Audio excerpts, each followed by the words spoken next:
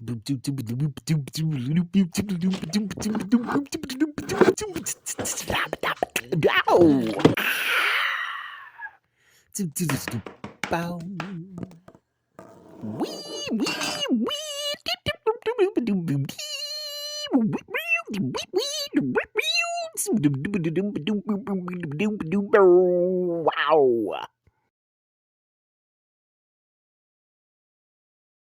Well, so what's up, everybody? So we are back for yet another video. Again, this is a video in my entertainment industry series. So let's jump into it. So in this video, I've been talking a lot about in most previous videos as I build this foundation upon which the other videos are essentially going to be built on.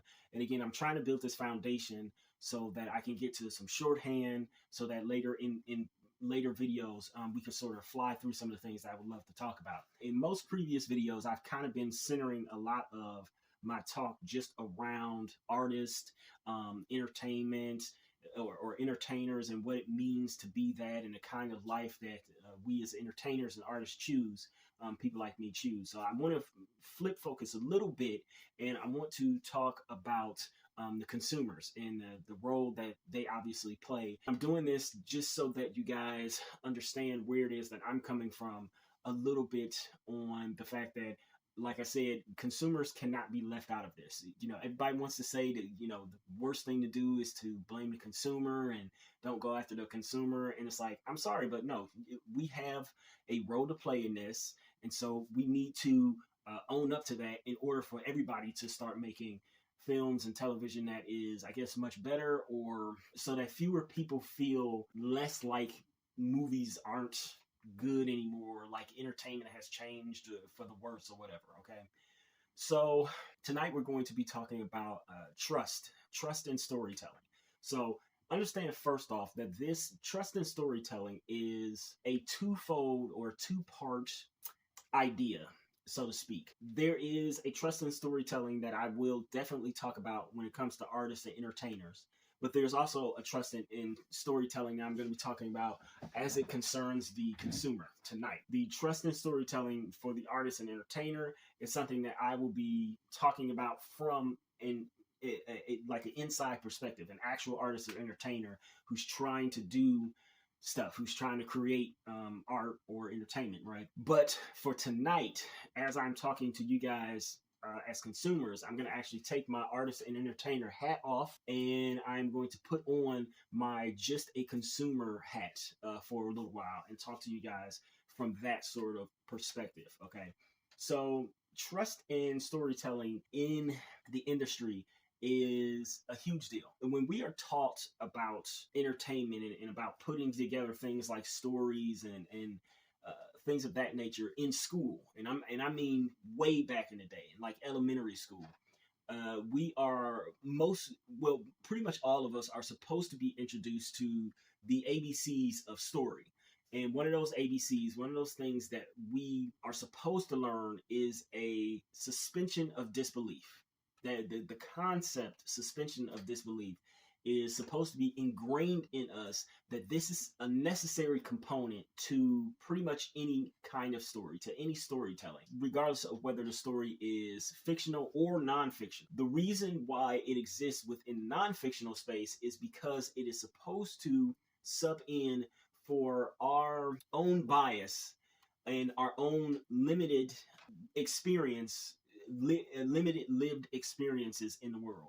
So that, in other words, the story that someone tells about their life, about their lived experience, doesn't come off to us as being something that, oh, well, that can never happen because it's never happened to me, or it's never happened to some of my friends, or in my friends and family group. Like, no, we're supposed to have a suspension of disbelief too, because we're supposed to be able to accept that other people have completely different, varied experiences than us. When we come to stories, we should have a certain level of suspension of disbelief.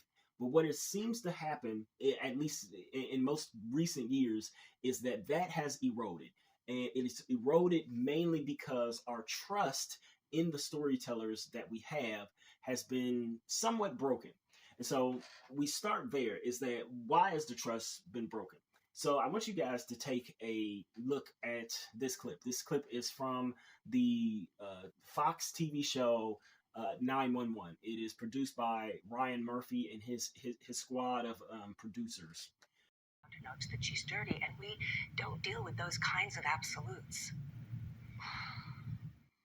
What you saw was Angela Bassett's daughter is being checked into a drug clinic, a drug rehabilitation facility. When I was watching this, and again, like I said, I am not in any way, shape, or form any sort of critique or criticism that I lobby. Most of the times I've probably committed the same sort of cardinal sin against entertainment, so to speak. So I am obviously not immune to what I'm about to say here with the trust issues.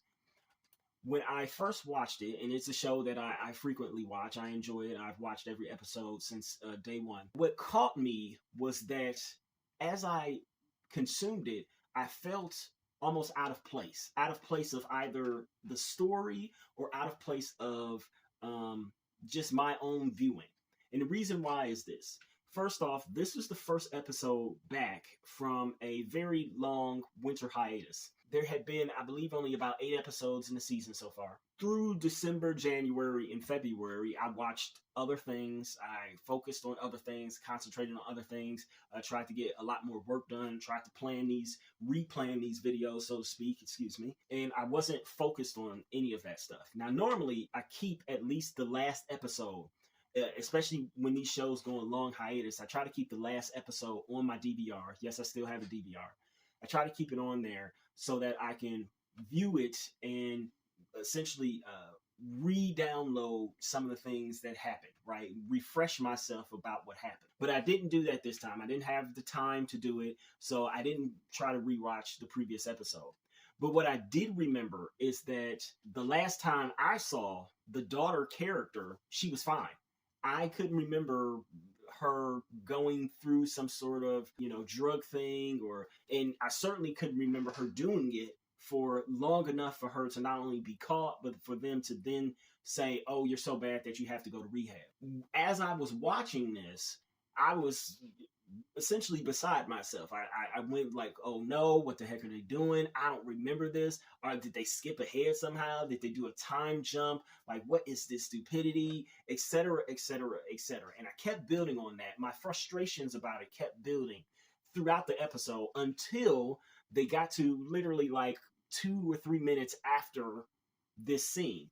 And the 2 or 3 minutes after the scene revealed that the daughter was simply playing a role in this grander scheme to try to bring down or to catch some criminals in the act of, I guess they're supplying more drugs to the people in the rehab center. That's what I'm getting. It still hasn't been resolved on the show, so that's what I'm getting so far. But it reminded me of just how often and how easy that is for not only me to do, but for a lot of us to do. And the reason why is because trust has eroded. So what it seemed to used to be for pretty much all entertainment, movies, television, even music and things of that nature, is that we used to actually, when we were going to consume these things, we used to actually sit down and devote actual attention to some of the stuff that we were watching. And it was not just a thing to really be taken lightly. Like when we went to a movie or we saw a TV show, we actually had to essentially pay attention to what we were consuming so that we could be engaged in it. What has happened is that we have essentially allowed for our trust in the artists and entertainers that create these things to erode, in part because we no longer go into things having or giving our full attention to something. Like we'll go into things halfway distracted, or we'll go into things with allowing for our expectations, which I'll talk about in another video, allowing our expectations to push us forward, to essentially guide us forward to where we have more expectations now than just something being entertaining to us. It has to hit a lot of different points. We also look at a lot of our artists and entertainers and we take in things from outside of the one thing that we are currently sitting in front of. So we'll bring all sorts of things in. We'll bring their politics in. We'll bring their personal lives in. We will bring stuff that we said about them, or excuse me, stuff that's been said about them in the media. We will bring how they were in a previous movie in. We bring all of these things in, which alters our suspension of disbelief. And then there's other factors that come into. One of the big factors is that our trust has somewhat eroded because we no longer look at our artists and our entertainers as giving us something that is either new or imaginative enough, or that is going to properly hit that itch that we have for, that's going to hit that itch that we have for, I guess, an experience, to say. It's not necessarily that we need something new all the time, even though a lot of people think that, we need something new all the time. And it's really not that. It's more so that we only will give our trust over to people or over to things that we essentially have seen over and over and over. So one of the things that has happened is that our society as a whole has, due not just to social media, but basically to the internet as a whole, our society has become more anxious and thusly more perfectionist driven. We look at things and we no longer think, oh, that's an interesting thing. We think that's something that essentially needs to be corrected, right? So everybody on the internet has essentially become a smart aleck, a know-it-all, to where we look at things, whether it is a person's comment on a comment board or a person's opinion, political, religious, whatever. We look at other people and we look at other things that people create, and we automatically feel, for better or for worse, like we have to correct it in some sense. That has definitely come into media, into art and art forms almost all the time now, to where it almost feels in some senses like if we go into something and we're looking at a movie, it's hard. The more that we think that we know, the less we are able to suspend our disbelief, because we want to say, well, they should have done this or they should have done that. And it doesn't matter whether the thing that we are debating ourselves on or commenting on in our own minds or to our friends later on after the movie or after the TV show.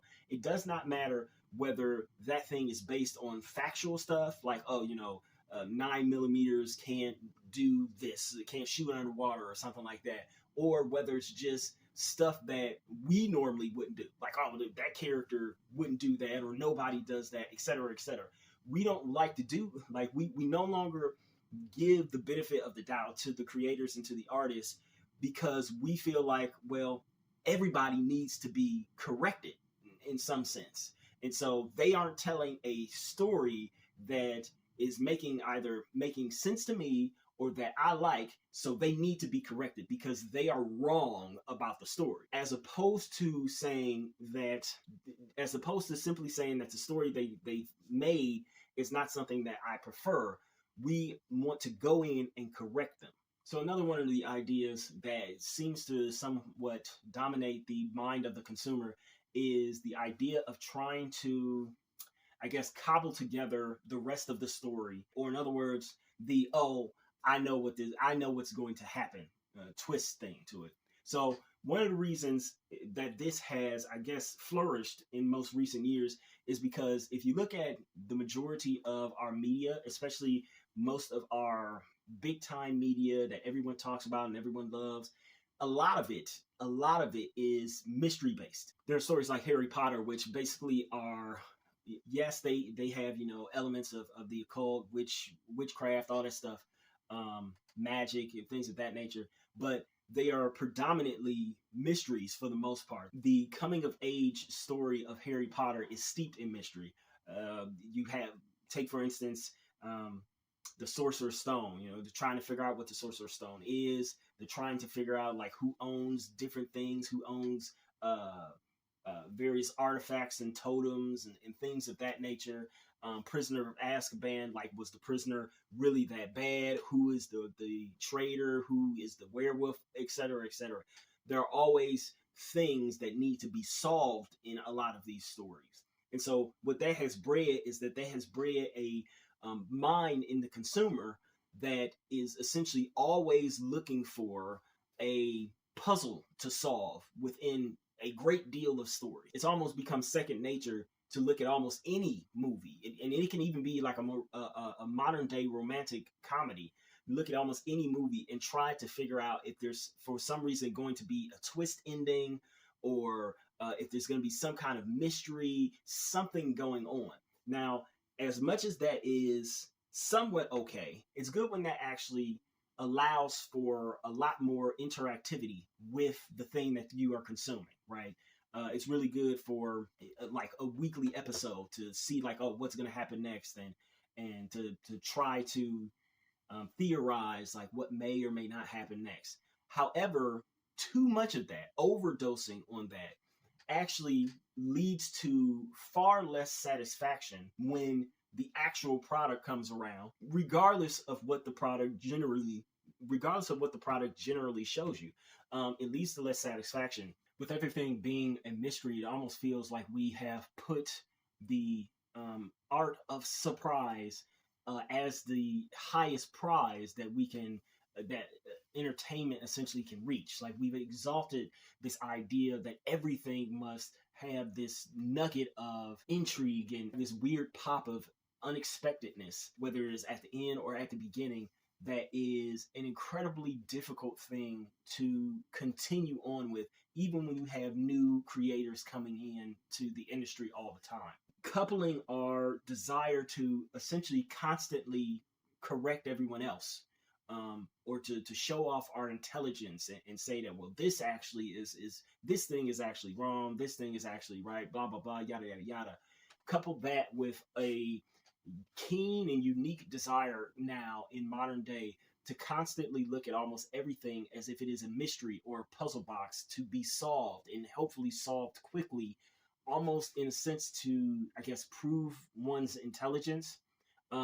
It's actually ruining not just entertainment, but it's ruining a lot of things. We don't allow for things to unfold as they should. We get stuck on nitpicks, or we get stuck on imperfections of that thing before it's even over. And so this is one of the things that I caught myself doing, again, just recently with 911. Instead of letting the story actually unfold the way that it should have been, the way that the creators intended for it to unfold, I tried to jump ahead and anticipate both what was going to happen, as well as try to correct the creators, the writers, producers, directors, even actors, try to correct their mistake in my mind, because again, in my mind, I couldn't remember this character doing that thing.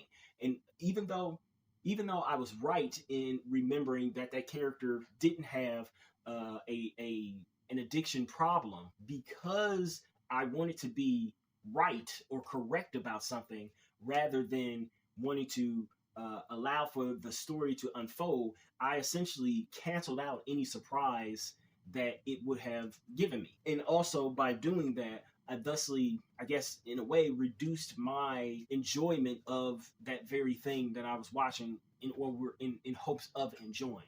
So I think that what we've come to is that we have a lot of creators and artists that, for whatever reason, we look at them now and we put a much greater, much heavier onus on them not disappointing us, not even once. Not only do we say that they can't disappoint us even once, but that they oftentimes can't even disappoint us within the actual piece of entertainment that we are looking at, or otherwise we will judge them. We will potentially judge that piece of entertainment, and we will allow for ourselves to drift almost completely out of that piece of entertainment. Essentially what we've done is that we've allowed for the smallest things, the smallest little imperfections, especially in our society in which we hold perfection to such a high level, such a high standard, that we've allowed for small imperfections of various stories which could potentially otherwise be good or at least decent.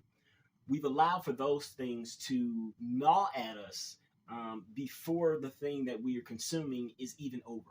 And I think that this is a big reason as to why we aren't, or at least it seems like a certain percentage of us are not enjoying the pieces of entertainment and art that are coming out nowadays, because it's not even that it's too much stuff or that we are distracted by outside forces, but we are distracted by inside forces inside of our own minds.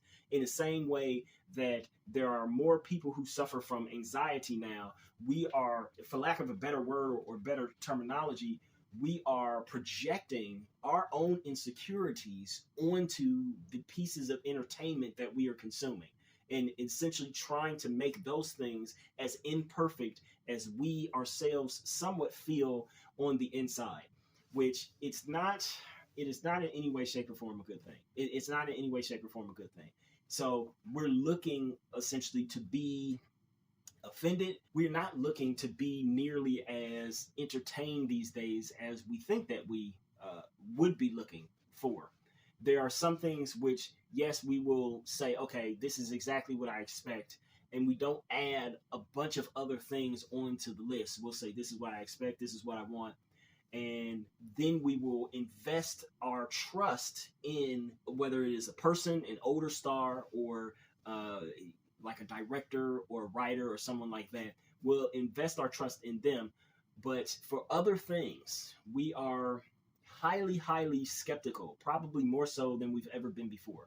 And I think that it is playing a part in ruining our entertainment, because that same level of both puzzle solving, trying to constantly solve puzzles, as well as anxiety inducing judgment, is filtering through to the entertainment industry and to the entertainers and artists themselves in ways that some of them probably don't even realize. So I think that in order to start enjoying a lot more stuff, we need to, as consumers, as individual consumers, we probably need to, I hate to say it like this, but we probably need to shut off our brain a little bit more, lend more suspension of disbelief to almost anything that we watch, not less, and continue to realize that, yeah, there are some things that may be gotten wrong in a film, but overall it's supposed to be the story that draws us in, not the little bitty imperfections and inconsistencies that take us out of a story. Okay, so I'm hoping to keep this video short, so I think I will end it right here. There are some other things, some other ideas that I touched on, but I'll talk about in other videos later. Hey everybody, so while I don't have an official sign off yet, I guess I should do the whole please like, comment, share, and if you so desire and you want to see more, subscribe. But more importantly, I will ask that you please go and purchase one of my books. They are mostly ebooks, and pretty much they are all under $10. See if any of my work is actually any good, if it lives up to any of the things that I'm talking about here on my channel, specifically with the entertainment industry videos. So please go purchase my books. All of my links are down below. Thank you.